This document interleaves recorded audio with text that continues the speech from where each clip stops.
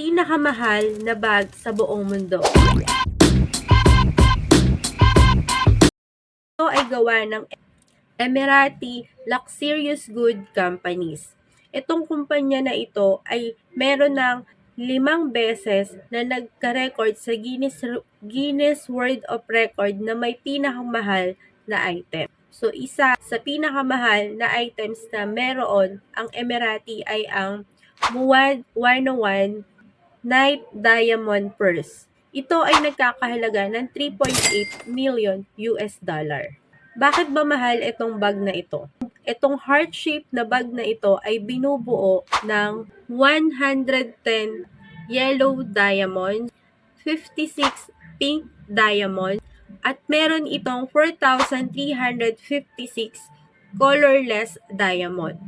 So, binubuo ito ng total na 4,517 na diamond. At alam mo ba na inabot ng 8,800 hours or isang taon bago nabuo itong Muad 101 Night Diamond Purse. So, since 2011, ito na yung pinakamahal na purse bag sa buong mundo. So, kung gusto mo ng mga ganitong mga videos, huwag kalimutan